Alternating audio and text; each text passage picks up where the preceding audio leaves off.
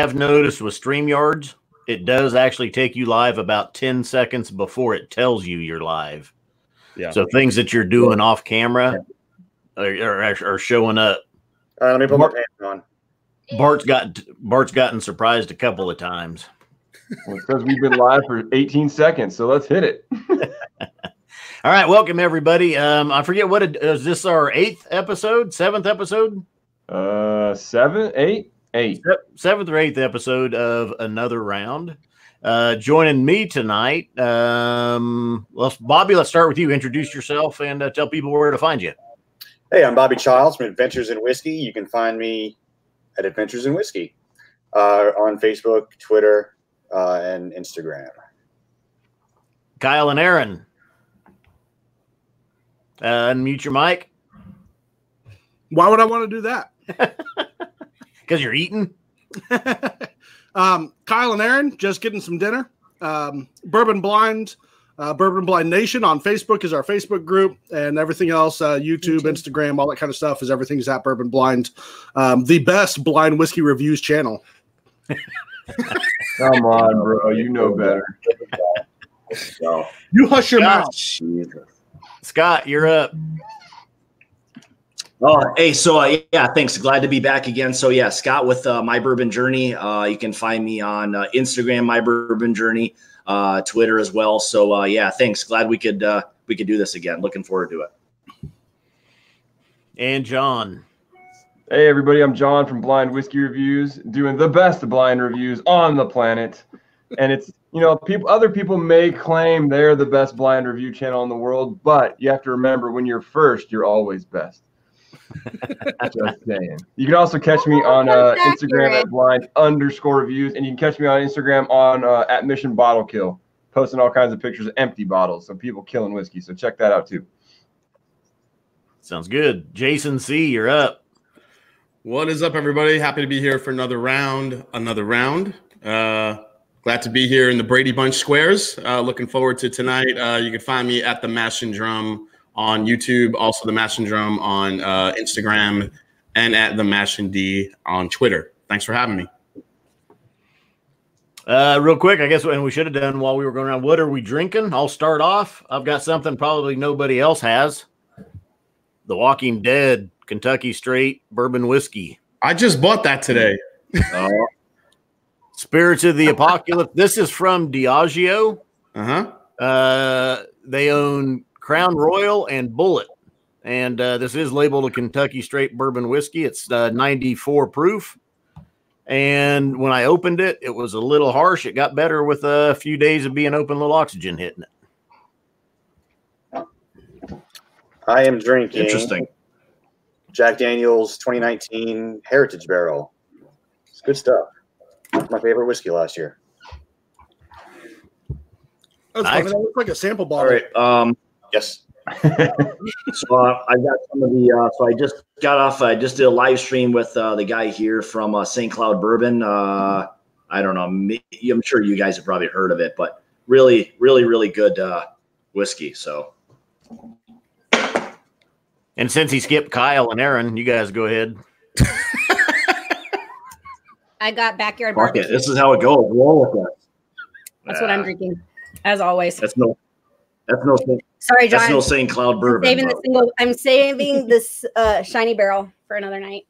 I am drinking the Bourbon Blind 2019 Whiskey of the Year, Weller Special Reserve. It's really good because they put a little pourer thing in the cap. That's how you know it's top quality. Screw caps with plastic on top, absolutely. So yeah, I went live on Instagram right before I started with you guys here, and I let them pick what I'm drinking. So they had me open up the Elijah Craig B519. Good stuff. Yeah, very nice. I know Jason's already found the C919. John, you're always a little bit behind. Here we go. I'm drinking the C919 right here. This thing is 136.8 proof of just kick you in the nuts bourbon. It's awesome. Sounds good. You can always tell the guy who has no wife. He always has the new shit. There's something to that, Scotty. Yes, there is. That's just the jealousy speaking. That's all that was. Let's start off. I got the 1792 bottled in bond, which made an appearance down in Austin at the Bastards Ball. A few of us were down there. I got to meet up with Kyle and Aaron down there. Jason the Mash and Drum was there, and a few others. The full proof, I was trying to think of the name of it, just won Whiskey of the Year by Jim Murray. And I think Jason, you had the bottle, don't you? I had the bottle, but I can't get into it right now because we had a cork incident. All you need to know is that is the best whiskey ever produced this year. Yeah, this is the broken cork off my 1792 full proof. I can't get in it and see if Jim Murray was right. Whiskey of the Year, not cork of the year. Remember that? Yes. So this is this was just named Whiskey of the Year by Jim Murray, and consequently, this stuff will probably start flying off the shelves for whatever reason. What do you guys think of this one being named? I think it's crap. I mean, to call it Whiskey of the Year is crazy. It's good for $40, you know, but aside from that, I don't see how it can kind of stay up there with some of these other whiskeys that were released this year. I mean, there's some fantastic whiskey coming out. I just don't see how 1792 full proof makes it up there. And especially if he's trying to say that the standard release, because I think the standard release of 1792 full proof is terrible usually. It's super hot and it's not as flavorful. All of the single barrel store picks are great, but the standard release of full proof really isn't that good. Remember, guys, it's just one guy's opinion. That's all it is. Why it gets all the press every year is beyond me. Because I feel like something else goes into it. I don't think it is one man's opinion. I think it's one man's opinion about how much money's being put in his pocket. John, the conspiracy theorist. Hey, man, nothing wrong with it. Let me go get my tinfoil hat. I think it has as much right to be Whiskey of the Year as this does. It's a solid bourbon for $20. It's you get at least 2 to 3 notes on it on the nose, and at least another 2 or 3 on the palate. And it's $20. What more do you want for Whiskey of the Year? Yeah, now I know we didn't this year. We didn't do the full proof. It was probably last year, probably in 2018. And the same. I thought it was hot, kind of one dimensional. Mm-hmm.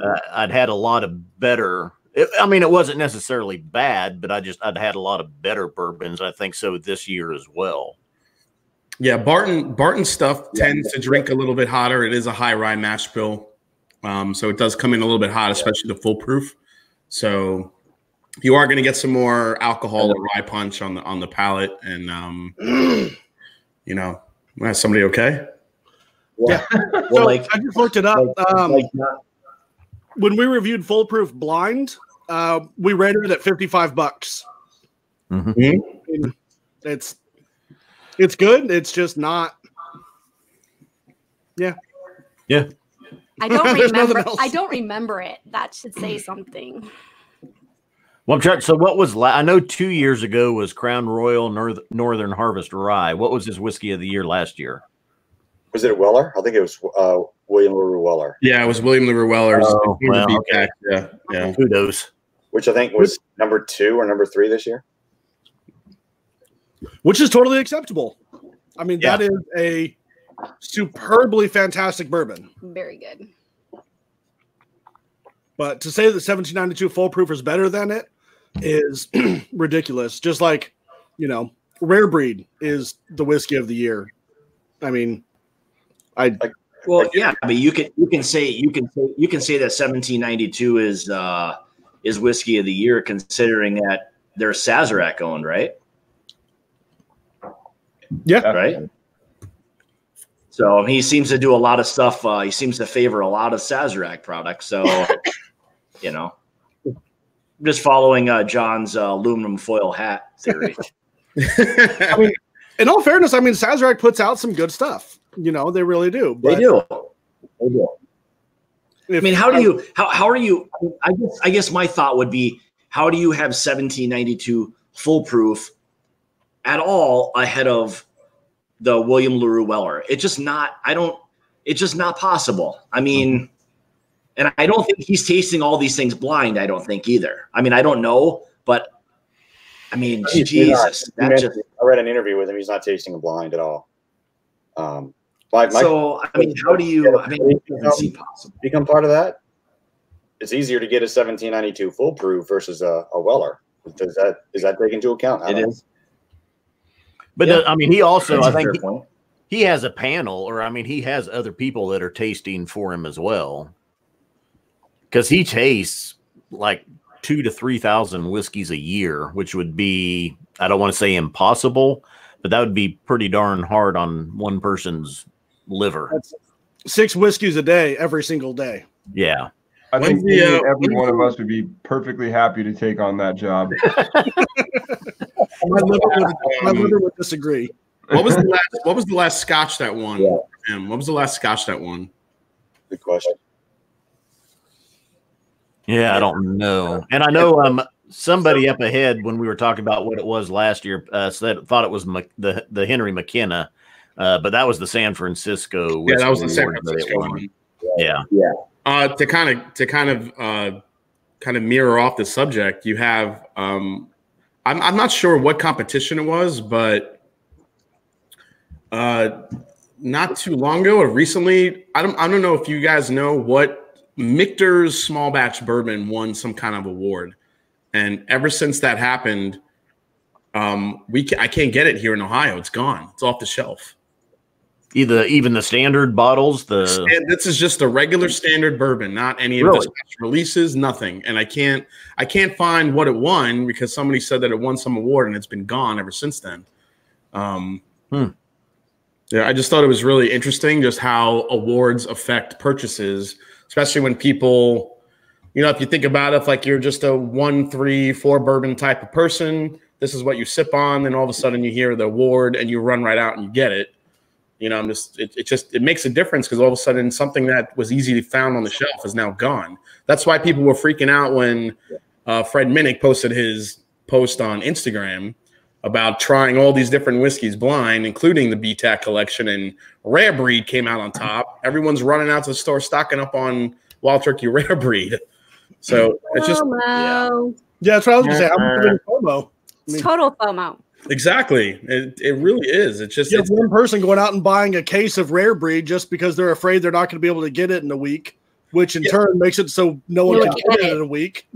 Yeah, and I don't know why it's Rare Breed I think is delicious and one of the best values on the shelf. I mean, you get a barrel proof Wild Turkey for you can find it for like $35 in some places. It's amazing. But I mean, I just don't understand what compels everyone to have to just like run out and just buy every bottle they can. It still amazes me, even after loving whiskey for the last 5-6 years.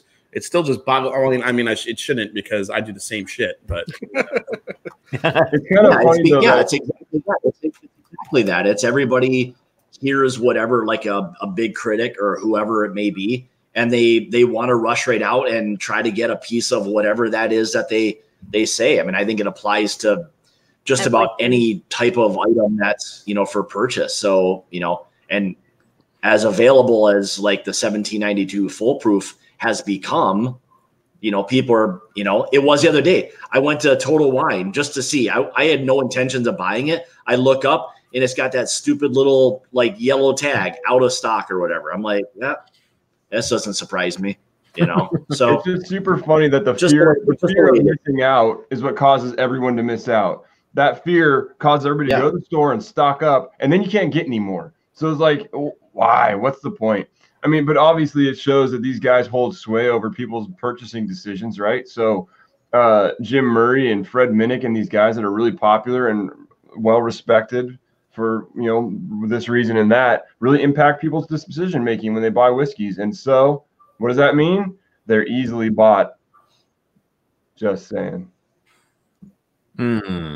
Interesting. There's an incentive, though. I mean, realistically, look at it. There's an incentive for any company to get their whiskey to win one of those guys' top whiskey of the year. I mean, it makes I'm sure, a huge impact on their sales of that particular whiskey. So, I mean, how much do you think Crown Royal sold of a Northern Harvest Rye just based off of Jim Murray giving it the anointment? It's a lot too, because when these guys make these decisions, it's not like people are just going to their site or their blog. Like big magazines pick up on it and post about it. You know, and we're talking like large, like nationwide distributed magazine publications that go out, or blogs, or everybody starts talking about it because of these guys, you know, saying it's their whiskey selection of the year, or it won their blind taste out. So every time they put out something like that, my Google News feed is full of nothing but Forbes and Gear Patrol and whoever else, all just repeating the same article over and over and over again. And it's, you know, but I want to know, like, what portion of the market, and obviously it's a large portion, but so the 6 of us here, 7 of us. Thanks. I'm at 6 circles. The what's it called here? Backpedaling. Good save, Kyle. We look at this. We go, okay, Rare Breed came out as the #1 whiskey of the year. Okay, I've had it. It's good. I'm not going to run out and buy a crap ton of it. Okay, 1792 Full Proof won whiskey of the year. I've had it. I'm not going to the store looking for it just because, you know, some guy said it's the best. I've had it and I know it's not, at least not to my palate. How you'd say 1792 Full Proof is better than, you know, forget the whole BTAC lineup, but just things like Elijah Craig Barrel Proof. You know what I mean? Yeah, you know what? I'm going to go get a wine opener so I can compare these two. I'll be right back. Yeah, I was going to tell you two earlier. It's good. I mean, the 1792, the Full Proof, I mean, it's a really good bourbon. I mean, I enjoy it, but you know, really absolutely, I agree. Like I said, it's not bad, but it's not the best thing I've ever had this year. Again, it's I agree. Yeah. Just regular Jack Daniels is the end all be all of whiskey. Same thing with, you know, Johnny Walker Blues, the end all be all of whiskey. It's so subjective. Now, Bobby, so the Jack Daniels that you have, I believe that was the one when Minnick went live the other day, he didn't care for it at all. If it's the same one, and my guess would be that it is, because you guys had the sample bottles. Yeah, it's the same one. It's look, last year's was my favorite whiskey, American whiskey. I wrote my review up earlier tonight, and I tried them back to back. And this year's is just as good, if not a little spicier than last year's. So it's, for me, it's a contender for my favorite whiskey of the year. Did you say last year's was better though? Different. Okay. This year's was a little bit spicier. Okay, that's fair. He's got that's a fair point. I think, like, a lot of us use the term, you know, better or worse, but I think like Bobby just said right there, just being different, I mean, that's enough. I mean, I'm fine with different. I mean, it doesn't have to be better or worse. I appreciate different sometimes. I mean, I taste a lot of craft stuff and things like that, and sometimes different is good. I like different once in a while. So in the case of like 1792 Full Proof, though, like, take out your personal opinion about the flavor profile, right? Just judge it based on the other characteristics you look for in a whiskey. So, like, what's the other stuff you look for? Complexity. 1792 Full Proof, not that complex. I mean, it's a few decent notes. You can definitely get some complexity in the single barrel store picks, but that's a whole nother ball game in that whiskey. I was going to say some of my favorite 1792 Full Proofs have been single barrel store picks. And for me, and maybe you guys can speak on your experience, but the store picks are vastly different than the standard release of that whiskey. Like, it is a whole nother ball game. The Full Proof store picks are fantastic at times. But the problem is, I mean, there's 150 of each of those bottles or whatever the number is, you know? So, but okay, so take complexity. Is 1792 Full Proof complex? I would have to say no. Take drinkability, like ease of drinking. Is it something that is just easy to sit and sip on? Not particularly. It's a really hot whiskey most of the time. So like, when you take into factor in some of these other things, it just doesn't quite add up for me. If he's drinking a single barrel, it's a different ball game, but then that's really not a fair assessment. Kind of like Henry McKenna winning the whiskey of the year. Like, not very fair. It's a single barrel, you know, like, how many bottles of that was there that you judged on? It's kind of a weird thing. So, well, 1792. Yeah, I mean, I think. What was that? 1792 is your whiskey of the year. Not my whiskey of the year. Maybe Jason. Well, I think, hey, John, I think to your point, like what you just said, I think a lot of us, if we're just talking bourbon, compare 1792 to like what Jason's got, maybe not the newest one, but compare it to Elijah Craig Barrel Proof. I mean, you want to talk about complex and full of flavor and all of those things that we all look for in a good bourbon. And again, there you go, 60, 65 bucks. I mean, it's a benchmark to compare a lot of things to. And I don't think 1792 I would select ever over the Elijah Craig Barrel Proof. So yeah, I just did a quick comparison. I got the full proof open and poured some, and I'm comparing it just to the ECBP here, the new one, and the nose doesn't even compare. I mean, shocker, right? I was about to say that. He beat me. What? Yeah, the 1792 it's not overly complex. There is some good sweetness there, some brown sugars, and there's that typical Barton spice that you get on the nose, but the Elijah Craig Barrel Proof is just an absolute flavor monster. You can't even. And on the palate, it is. And on the palate is the same way. The full proof, actually, this one in particular, and this is the regular bottle. This is not a store pick. It's actually drinking lighter than I remember it. Maybe because my palate has already been lit up by 136 proof bourbon. Yeah, it's when you compare it to the ECBP, it's way less complex. It's actually a little bit less flavorful than I remember, but again, it could be because of the ECBP I just had. But if I'm just even going off of nose alone, the Elijah Craig Barrel Proof just kills the 1792 full proof. For me, it's apples and oranges because I mean, Elijah Craig is what, 12 years old. And that's the other thing. Elijah Craig is 12 years old. Full proof comes off, what is it, 6-7 years? I think 6 to 8 or something like that. Yeah. So it's apples and oranges at that point. It really is. So you can't really. But they judge them in the same category, right? They don't distinguish between the two in terms of category. So it's kind of not really a fair comparison. I mean, I agree with that perspective. I just don't understand if this and this is in front of you with a bunch of other whiskeys. I mean. And you're just, if they're in the same category and you just smell them, I don't see how this goes over that at all. If you're not I will say in defense of 1792 versus Elijah Craig, and I love Elijah Craig as much as the next guy, maybe the next guy actually. But it's very oak driven for me. Elijah Craig's always been an oak driven brand. Yeah, and I don't like a lot of Elijah Craig's past that 12-year mark. I think they should stop at 12 and that's it, because then it starts getting to. A lot of people love the oakiness, but I like that sweetness in there that Elijah Craig offers, or I should say Heaven Hill. I think when it gets a little bit over that, it starts getting a little bit funky. You get some bitter bottles every now and again, but yeah, it's some batches are more oak forward than others. I've had some Elijah Craig 18-year-old that tasted amazing. Amazing. Yeah. I mean, they're hit and miss though, so yeah, it depends. But that was actually a good point. But I think. Yeah, I mean, like Bobby said, I think a lot of Heaven Hill products, a lot of it's oak forward. I mean, just look at McKenna, the Elijah Craig Barrel Proof, a lot of those things. I mean, even some of their old, like even when you go back to like Jason's got the new version of the Heaven Hill Bottle and Bond or whatever, but even at 6 years, it was still fairly oak forward. Even on the former release. So you gotta like that profile. That's for sure. No, I don't have the full proof. I do just have the bottled and bond, which I poured, and it's actually, it's oxidized really well, and it's been open for a while. It's very sweet, and it's just a good, nice bottled and bond bourbon. Yeah, that's my favorite of the releases so far, but I haven't tried Sweet Wheat or the 12-year. I just haven't. I never see that. Nice. 12 years nice. Yeah, I haven't tried the 12-year. I don't think either, but yeah, I like this over the Sweet Wheat myself. I'm drinking the 2017 whiskey of the year, the B517.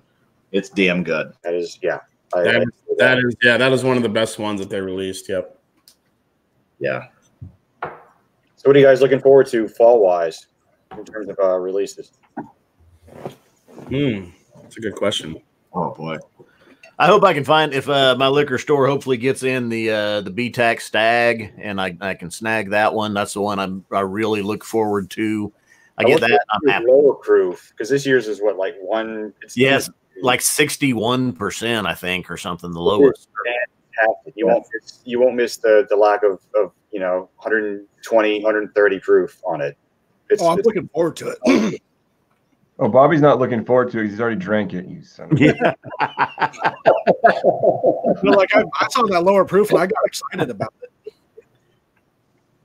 For me, that like 100 to 115 proof is my bread and butter. I mean, that's I even last year's George T. Stag was a little bit lower than usual. I mean, that one was at what 120 something. It was 5. Yeah, it was kind of lower than usual, and it was missing something. There was a flavor, or there was some complexity there that it missed, that I thought it was missing from the previous year, from 2017. Agreed. But I did find that it was incredibly weirdly easy to drink at that proof, but I don't know if that's good or bad. This one's still, I mean, big, bold, dark, and brooding, like I think George Stag should be. Yeah. Yep. There you go. And Claire the Third is pointing out 58.45 for the new Stag. Yeah, that's definitely the lowest. That's crazy. So is that actually the proof that it came out at, or did they water it down to make more bottles to sell? No, Scott's putting on his tinfoil hat.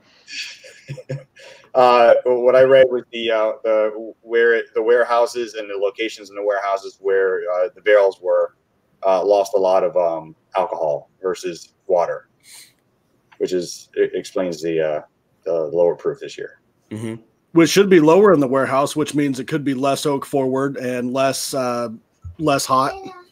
It was a little less hot than some of the big ones, some of the close to 140 proof ones. I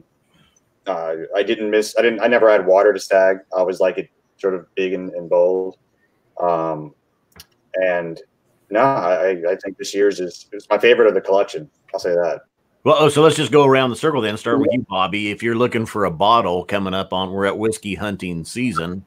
What bottle are you hoping to get? Stag. Yeah. Stag. Kyle? I second that motion. Yeah. Well, I always hope for a William LaRue Weller, but I've been striking out the last few years. So I've never seen one. So if I can get a Stag, though, I'm happy. Yeah. Scott? Yeah, I'd take really any of the BTAC, or I'd really like to get my hands on the 2019 Four Roses limited edition. I'm a big fan of Four Roses, so it's fantastic. I need another one. Oh my God, I want another one so bad. It's amazing. It's so good. Yeah, it's so insanely delicious. It's easily my bourbon of the year so far, hands down. I mean, it's ridiculously good. And John, we know you're in California, so you're hoping to find Weller Special Reserve. Absolutely. I mean, aside from all the stuff that everybody's looking for, I mean, obviously any of the BTAC line, any bottle of Pappy, Four Roses limited edition, Old Forester birthday bourbon. I mean, any of this kind of stuff, it's super hard to get. I would obviously be happy to take. For something that maybe is more acquirable, I would say I'm looking forward to getting a bottle of the new Little Book release, the Road Home or whatever it's called. What is it called? Book 3 or Batch 3 or whatever. Yeah. Whatever it is, the third release of it.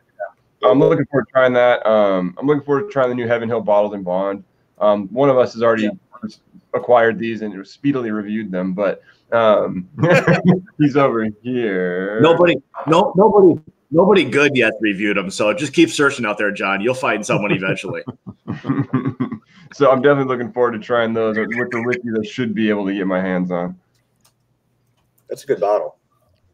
Yeah, that was like you said, John. That's a real interesting one to me too. I was surprised to hear that it was just going to be a straight bourbon, and it sounds like, I know when Jason did the review of it, I mean, it sounds like a really interesting bourbon. So yeah, I would agree. When that one hits the kind of shelves around us, which I'm sure it probably will, people don't rush right out. I'm looking forward to that one as well. I would take, I would buy, if they're side by side and I can only take one, I'll take, the Stag or the BTAC lineup over the Van Winkles. If I can find the Van Winkles, though, reasonably priced, I'd probably buy them as well. But I mean, they're definitely secondary to the BTAC lineup for me. Oh, absolutely. I'll take a Pappy 23 over any of the BTAC because I know I could trade it for most of the BTAC lines. So. If you can get it for under $300. I changed my mind. The one thing I'm looking forward to that I just ordered from the Whiskey Exchange is the new Talisker 15-year-old. Oh, nice. Throwing Scotch in for whiskey season, you son of a bitch. Well, actually, I got an email from the Whiskey Barrel today that had like 3 or 4 $200 bottles on it that I'd love to get. I was like, wow. Jason, what are you looking for? Yeah, probably at this time of year. He has it. Yeah, I mean, I was really looking forward to the Little Book 3. I was lucky enough to get one of those. Also, the Heaven Hill Bottled and Bond, which I already reviewed. I'm actually looking forward to trying the new Maker's Mark special release. I got one of those on the way. What's that? What's new Maker's Mark? So this is the first. This is the first release. It's this first special release by Maker's Mark that they're releasing nationwide. It's their special. I think it's the RC6 stave. Mm-hmm. The RC6. It's. I think it's American oak stave, like spiced American oak staves that they use to finish the bourbon, kind of like they do in their private selects. And they're releasing it nationwide. So it's the first one that they're releasing nationwide. So. I think it's cast strength. It's a good proof point to it. So I'm looking forward to trying that one. But I really want to. If there was a bourbon I'm really hunting for to try to find, definitely any of the William Weller or George C. Stagger definitely on the list. Also the Elmer T. Lee 100. I would love to have a bottle of that. Oh yeah. I don't think I'll ever even see it anytime, anywhere. So you know what? Speaking of that, do you guys see like a lot of posts that these 100s are popping up like everywhere? It seems like there's more things now. Just like people are like, oh, I just went into the liquor store and the shit was sitting there. It seems like nowadays, and I don't know if this has anything to do with the fact that the secondary has been kind of shut down, but there seems to be a lot more people coming up with these things that you wouldn't have seen just 6 months or even a year ago that are just now there. I don't know if that's coincidence or what, but who knows? Richie Z. I haven't. I don't know that I've seen more on the shelves lately. So we were talking about the Jack Daniel's Heritage. This literally just showed up here in Wichita within the last month. And this is last year's release. This is September of 2018. And I mean, several stores, all of a sudden it showed up on the shelves. So I was able to pick it up. I got to tell you, I cracked it and I told Jason because I know he liked it. I did not care for the first dram that I poured out of this thing. Really? I don't know. I'm going to go back to it and see. I've only had the one dram, but it was really pine heavy. I thought I was really getting like a pine taste to it. I don't know if you guys have gotten that or not, but yeah, I don't remember. That bottle's been sitting around for a year somewhere. It tasted like Bananas Foster. It was like banana bread. Yeah. I'll pour a little bit here in a little. Well, probably my next dram as soon as I'm done with my 1792 bottle. Well, God knows where your bottle's been sitting for the last year, Scott. Well, I'm sure they've been at the distributor, probably several cases, because like I say, several liquor stores all of a sudden got it in, $67 a bottle. So pretty reasonable. I never even saw a bottle in California. Yeah, start looking now because maybe it just show up. If only I could get a sample. Huh. or a bottle. I'll settle or a bottle. Where was my bottle of that stuff? I missed that stuff. Oh, and actually, yeah, John. I mean, John, how are you supposed to do your speedy review if you don't even have a sample of it, right? That's right. Damn it. All right, time for another pour. Anybody else pouring something new yet? Right here. I'm gonna pour this Jack Daniels. I'm pouring the Joseph Magnus. I just reviewed this stuff, so good. Man, it's so good. Yeah. Well, I tell you what, the longer that sits open, the longer the PX starts to show on that. One other bottle I'm excited for trying. I don't know if it's going to get here, but the new Lagavulin 11, the Nick Offerman edition. Mm. Yeah, I would love to get at my hands on, just because I love Lagavulin. I'm also a huge Ron Swanson fan, so I'd love to have that bottle. Well, that was one that was in the Whiskey Barrel's email today for 200 pounds. Really? 200? Yeah. Wow. Okay. Wow, that's expensive. I don't think it's supposed to be that high. Is it not? Wait for it to show up here, because that would be a 700 milliliter bottle as well. You know what? I'm a little sad that of the Diageo special releases, I usually get Lagavulin 12-year-old every year, but it's not being offered in the States this year. Oh, really? Mm-hmm. Yeah, I'm looking right now. Whiskey Barrel, the Offerman Lagavulin is 240 pounds. That's nuts, man. But they've got the Bunnahabhain Fagiel 2019 bottling for 200 pounds, and one of those might be coming to Wichita. That I want. The Whiskey Barrel. Eric Wadey said he just got it. I just got a Lagavulin 11-year-old Offerman edition. How much was it, Eric? I love. Then he writes, Isla single malt Scotch. Yes, Eric, we know. They got the Offerman. Oh, there you go, Jason Cooper. The Offerman is $75 in Ohio. What? Where? Sorry, Jason. I gotta go. Is that like an old Italian woman right there? Jeez. Yeah. Don't ask him to say water. You mean water? It's water, not water. Water. Let's see what I'm gonna pour next here. King of Kentucky. I know I've seen at least one of you guys, it seems like, has had that. Yep. Yeah, I had it's I liked it a lot better than last year's release. It's pretty delicious, but it is kind of an oak bomb, but with some time it really gets sweet and fruity, but it's really good. I liked it better than last year's edition. We both had some on a live stream. And isn't that's all coming from that's all I think coming from Barton, right? What's that? That's all coming from Barton, isn't it? The King of Kentucky? No, King of Kentucky is that is Brown Foreman. Oh, that's the Old Forester one. Now, what was I thinking of? The one that Jim Rutledge. Oh, you're thinking of Cream of Kentucky. Cream of Kentucky. Yeah, these damn something of Kentuckys. I'm right there with you. I was just asking Whatever. that thing. No, we had King of Kentucky. King of Queens. King of Queens. That's a good bourbon too. Have you guys ever had that? King of Queens. It's a great bourbon. Tastes like a sweaty fat guy. I think it would be it's really right under. It's made. The Escape from It's Seinfeld. made. I think it's at the Queensboro Bridge Distillery, I believe. What were we gonna say, Kyle? I think King of Kentucky would be a really solid bottle at like $75-$80. Yeah, it's definitely not. Yeah. It's definitely not. It's not a 200. It's not a $250 bourbon. I get the age, and I get the age of it, and I get that it was ultra aged, but for that price, It wasn't as good. No. yeah. I'll take the Heaven Hill 27. I mean, any day of the week, but that was Yeah, we King did of Kentucky was We did it blind with 4 other, and I think that one was that the one that came in last. I think second to last, but It was not.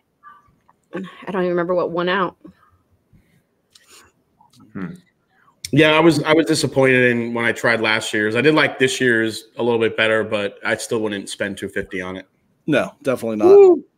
All right, the Jack Daniels has come around. Maybe something was on my palate that night. There you go. I'm gonna get mine and join you. It's over here somewhere. Woo, man, that is rich. Yep. That is good. All right. That is easily my favorite Jack Daniels, no question. But good, and they have some good single barrels. But that Heritage is just fantastic in my opinion. I bought 3 bottles. I'm gonna have to pick up a couple more, I think. This guy. I'm trying to remember. Is that the one that tastes like bananas Foster and it's like more bready? Kind of. Mm.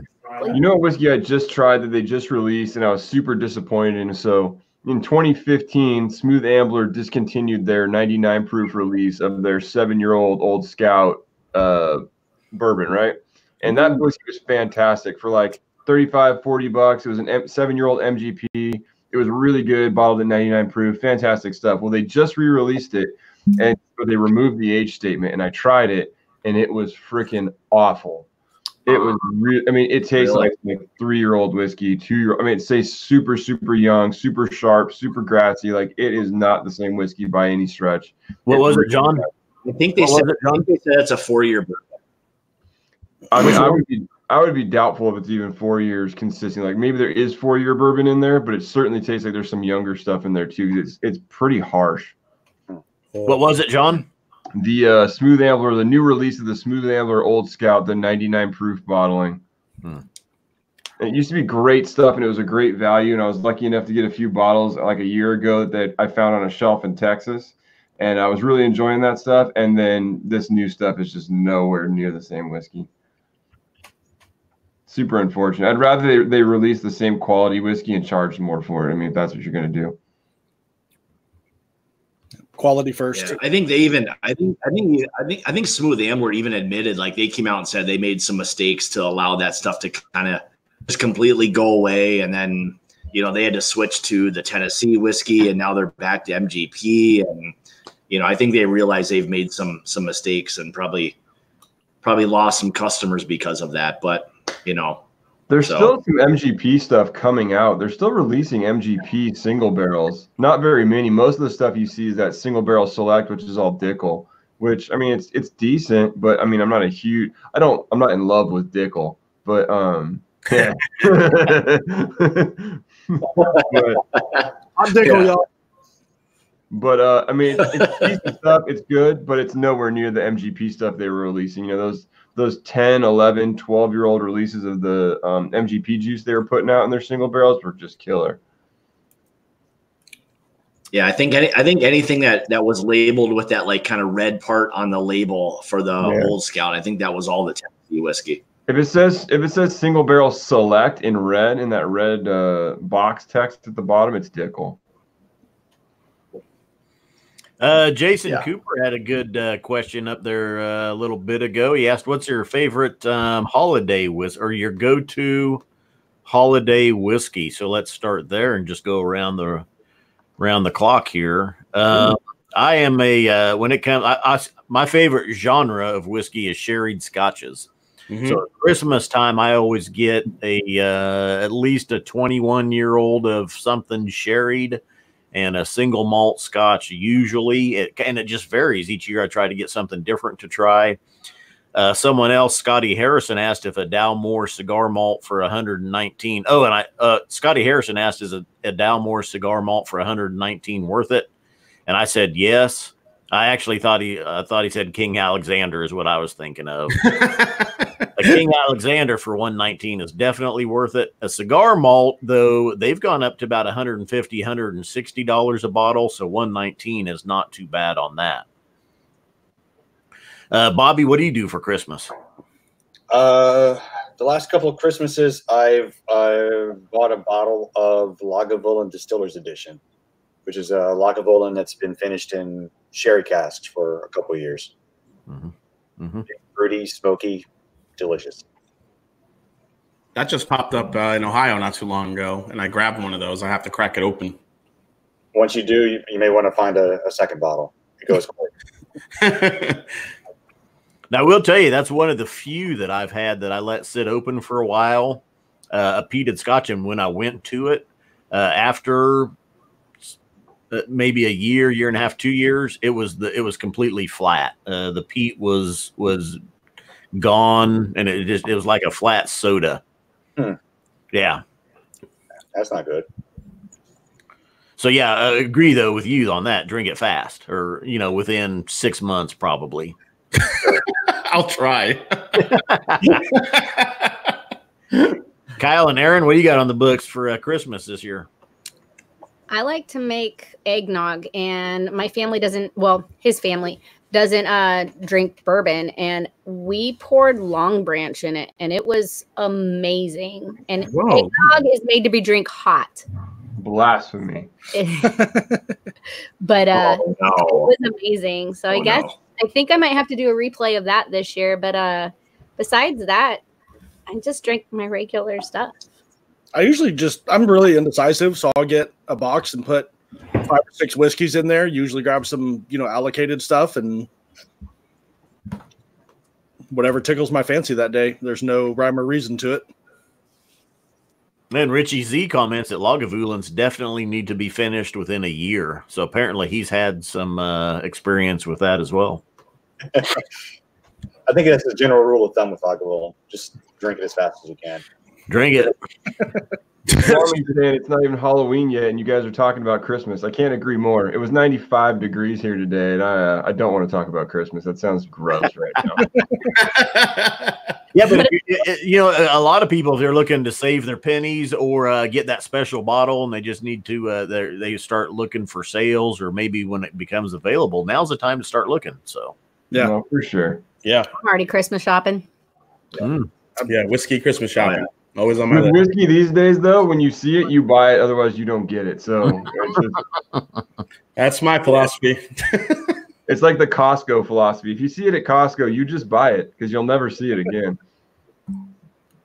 Now, here. So, well, okay. Let's finish up. Scott, my bourbon journey. What Christmas? What do you do? So mine is going to be, I think, probably the Michter's barrel strength rye. I mean, it's just one of those like warming, just great sipping rye whiskey, and it has everything. I mean, it just has like Christmas kind of written all over it. So that would be mine.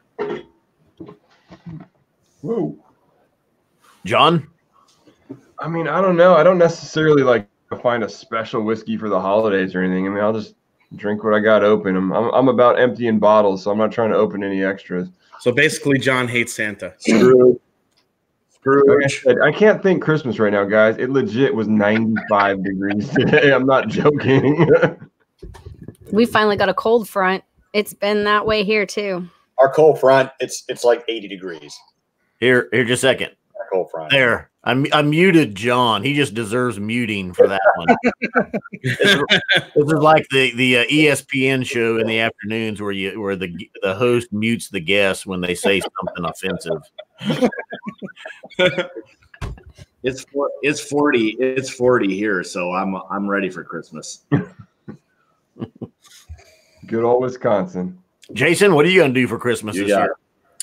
I was on a live stream yesterday. We're talking about this with Bourbon Soaked, and we had mentioned our holiday or fall. Well, we're talking about fall, but holiday whiskeys definitely.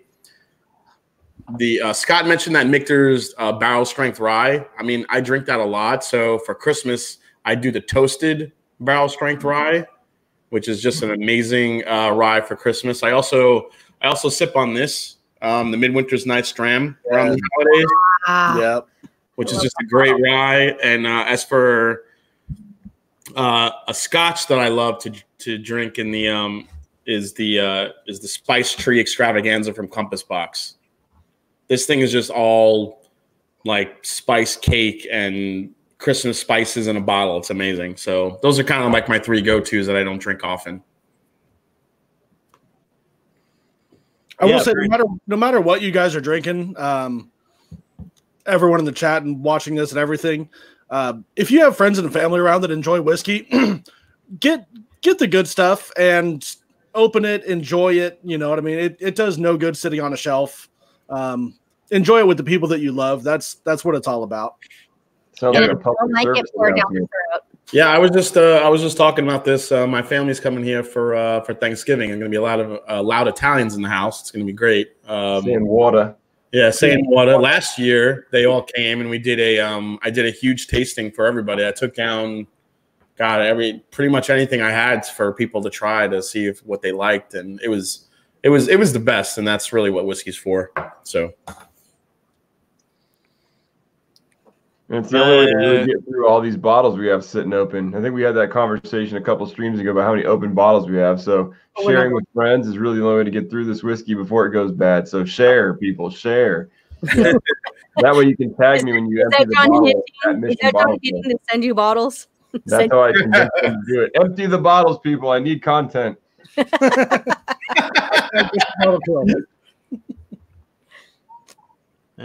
see. Oh, here's a good one. And we just met Steve A down in Austin, and Trev Wilson as well. And he's saying, holy crap, Steve A isn't a mod in here. Hell is frozen over. Maybe I need to add Steve A and Trev to the mod list after Austin. Actually, I wanted to bring up a quick thing too. I just reviewed the Heaven Hill Bottled and Bond, and they also, after that dropped, literally they announced Heaven Hill announced the Larceny Full Proof, the Larceny Barrel Proof was going to be released 3 times a year, just like this guy. And then they also, after that, like a week later, they announced that they're going to release the small batch, but a small batch rye. Elijah Craig, right? As much as I love Elijah Craig small batch rye, and as much as I love these releases that keep coming out, the thing that's killing me, and I said this on my review about this one, was the fact that they did not make this available to Kentucky off the bat. And they're doing the same thing with the small batch rye. They're only allowing it in like 3 or 4 or 5 very odd states before it even makes its way to Kentucky. And I don't know, I kind of wanted to kind of pick Bobby's brain about that, just to see is there anything that you know about that? Like, why do distilleries do that? Why not? If it's made in Kentucky, how come you're not releasing it in Kentucky, especially for a product like Heaven Hill? This one really pissed me off because, listen, I don't live in Kentucky, but Kentucky, this was originally a Kentucky-only release when it was the 6-year-old. You take it off the shelf, rebrand it, add a year, and you don't even make it available to Kentuckians off the bat. I think that's really fucked up. It was an odd choice, to say the least. I mean, if you're a Kentucky distillery, why not release it or launch it in your home state? Yeah. I get, doing test markets to start off and then growing from there. That's all cool, fine and dandy. But yeah, it's Kentucky. Release it in Kentucky.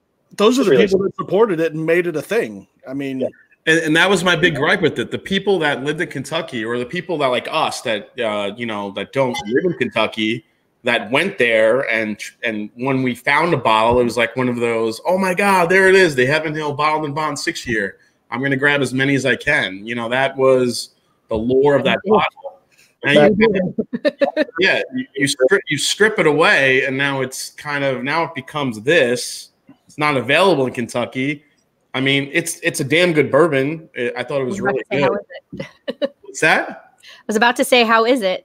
It's really good. I don't think it's $25, $30, or $35 better than the original Heaven Hill Bottled and Bond. Honestly, I did a comparison on my live stream. On my review that I did, and I don't think it's that much better. There's definitely more of an oak profile that you're going to taste in there, and also smell. It's a little bit more darker, a little bit more complex, but I don't think it's that much money better, and also that much.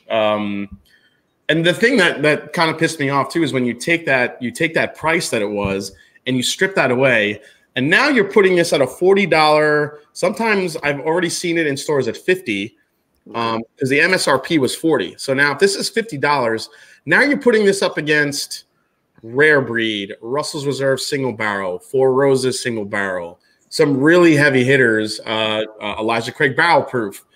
I think what made this so special has kind of been stripped away a little bit. Even though it's a good bourbon, and I think people are going to buy this up in droves regardless. I don't know. I just feel like, as beautiful as this bottle is, and as it is a good bourbon, I feel like the thing that made this special has kind of gone away a little bit. I think if they priced this at about $30, it would have been something really great. The pricing for the old one was so outdated. I mean, it was great for us, for the consumer. I mean, what, $15 or $14, whatever it was for the so outdated in today's market. I will say the only thing that, from their point of view, it may have been like a double-edged sword, where if they didn't release it in Kentucky, they're going to piss off Kentuckians because they're the ones that made it a thing. If they do release it in Kentucky right away, that basically went away a year before that. And they're saying, hey, we brought back the whiskey you love and we tripled the price. Here you go. So that's also going to piss off Kentucky. Kentuckian. So I mean, I don't know if there really was. And maybe part of the strategy is to release it outside of Kentucky, help it build word of mouth. Because I'm with Jason. It's a fantastic bourbon. I think it's a great $40 bourbon. By the time it makes its way back to Kentucky, maybe people won't be as itchy about the price. They'll see the people around the country are drinking it, enjoying it, and they'll go, okay, well, I guess we'll get on board. Or yeah, I don't know, but yeah, I get that part of it too, and also the I think when you talk about the where it's released, when it's released, I'm sure there's a business case for it. It just kind of, I don't know. It really got to me. I'm like, how come this is not available in Kentucky for the people that made it famous? Just kind of got to me a little bit. That's the only mistake for that particular bourbon. And for this particular bottle, I would think, yeah. I mean, Elijah Craig Rye, you want to do what you got to do. I get it. But for that particular bottle, at least make it available to the state that made it so, famous. And I'm sure it'll get there eventually. But, yeah, I think so too. Joseph, I hate to pronounce it wrong, Brazo. People gladly pay $40 for a 4-year new riff and Wilderness Trail, yet complain about a $40 Heaven Hill 7-year-old. And I get that point, but remember, those are newer craft distilleries trying to make some money, and I get that. Heaven Hill has been around for since the 1900s, and they're very well established. Well, we're talking about a 12-year-old or a $12 bottle that they took off of the shelf and replaced with a $40. Yeah, and I understand that from a business case. I mean, they were probably losing money on that old, Heaven Hill bottled and bond being $15, being so good and overvalued for what it was. So I get that part of it, but if you're going to do it, at least make. And that's the downside of that is that now we all compare like that new Heaven Hill bottle and bond to the old stuff. But if you strip that away and now you just say, hey, in general, in today's day and age, is that worth as a 7-year 100 proof bottled and bond worth $40 or $45? I mean, it's hard to say no to that, to be honest. I mean, it's a pretty decent value considering what you're getting from a big brand, So, I mean, we just all know because you used to be able to buy the other stuff for $12 or $15, and it's hard to kind of get that out of your mind. But, in terms of value, I still think it's, again, I haven't tasted it, but just based on the statistics of it, it sounds like a good bourbon for a pretty decent value. So look, at the end of the day, these bourbons will be successful because there's plenty of new bourbon drinkers that don't remember what you could pay for that whiskey. And I think the problem with those old bourbon dogs is that we remember what we could pay. Like, not even 5 years ago, you could pay $50 for Elijah Craig 18, like $50. It wasn't even hard to find. And now it's 120, 150. If you don't remember that, you don't have a problem paying that price probably because it is a really good whiskey. Or the new 7-year bottle and bond is a really good whiskey, and $40 isn't unreasonable, but it is if you say it was $15 a year ago. That's the only part that makes it unreasonable in your head. So I think it's just us holding on to the old times that we got to let go of. But for new drinkers, I don't think it's going to be a problem for them. If anyone's going to compete, I saw Dramman Kentucky put in here. You can still buy the Green Label 90 proof Heaven Hill, for whatever $13, and that's a great, $13. I mean, that's a great bourbon right there. Again, it's 90 proof, but if you're just looking for a nice, easy daily sipping type of bourbon, it's a great bourbon for $13. And I'd be very surprised if that one sticks around much longer too. I was just about to say that I've heard that that's going away, which with the new one coming out wouldn't surprise me. I may or may not have bought a case of it last time I was in Kentucky. Promo. At the same time, I walked into the store. I was like, hey, how much do you have? And he was like, how many cases do you want? And I was like, just one. Don't say you can get Heaven Hill 90 proof for $13 because they don't sell any Heaven Hill products or like Heaven Hill branded products in California. So I cannot get any of them. So one thing about it though is it's all market perception, right? Because look at Old Ezra 7. That's Heaven Hill sourced. And that's going through a third party distributor. So it's a middleman. It's barrel proof, still at 7 years, $35. My store had it for $28 the last time they got a case of it in. And that's with a middleman marking it up. Barrel proof, 7 year, same distillery, $28. Yeah, and it's good. All right. Well, hey, it's we're at the 1 hour mark, so I think we need to wrap it up. We'll just go back around and tell everybody where to find you. Bobby, go. You can find me at adventuresinwhiskey.com, adventures_in_whiskeys with an E, on Instagram and Facebook, and Bobby Childs on Twitter because I'm too lazy to change my handle. You can't change it at this point. You just got to roll with it now. There's no Yep. you got it. Kyle and Aaron. Sorry. Kyle and Aaron, Bourbon Blind. Everything is at Bourbon Blind. Facebook, Bourbon Blind Nation. Yep. Our Facebook group is Bourbon Blind Nation if you want to come join a whiskey group that's not full of pretentious assholes. Is there such a thing? Yeah. As of right now, there is. Where there is. There's one at least. We're holding on hope. So right now it's good. So, yep. All right, Scott. Yeah, Scott with My Bourbon Journey on YouTube. You can also find me on Instagram, My Bourbon Journey. Same thing with Twitter. And glad to be back with you guys tonight. It's just like the Brady Bunch here. John.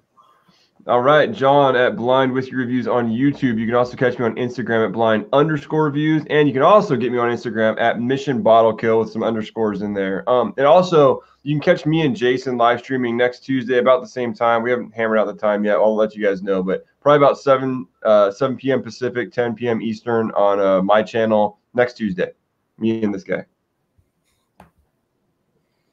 There you go. Other way. Yeah.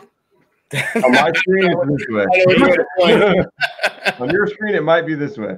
I don't know. It's all backwards. Jason, go. Jason from the Mash and Drum. You can catch me on YouTube at the Mash and Drum, also on Instagram at _mash_drum_. You know how that works. And also at the Mash and D on Twitter. Definitely reach out to me. And if you have any questions, you could also reach out to me at themashanddrum.com. I'm sorry, themashanddrum@gmail.com. All right. Well, hey, thanks to everybody that tuned in tonight. Good turnout. And we need to do a bet. Actually, this one got delayed. Was it 2 weeks? 2 weeks. 2 weeks ago, we should have done it, and everybody was busy. And then last week, I think everybody was recuperating. Yeah, I had no palate last week. Last week. So, again, we'll try to do this monthly, and usually we'd go for the first, I think we're aiming for the first Tuesday of the month, correct? Correct. Who's up for the next month? I think either Scott or Bobby, maybe. No, it's not Bobby. I think it's it's either Scott or Jason. I think it's either Scott or myself who are up next. Yeah, I think Jason then me. So Yeah. So I'll plan the next one with you guys and get some topics ready. So. All right, so everybody watch out. About a month from now, first Tuesday of November, we should be on the Mash and Drum. So thanks to everybody again that tuned in, and thanks to all you guys for coming and helping out with the conversation. Cheers, guys. cheers, everyone. Cheers, everybody. Bye, Bobby. Dummies. Jason. Bye. Bye. Oh, yeah. Bye. Bye. There's the story of a lovely lady.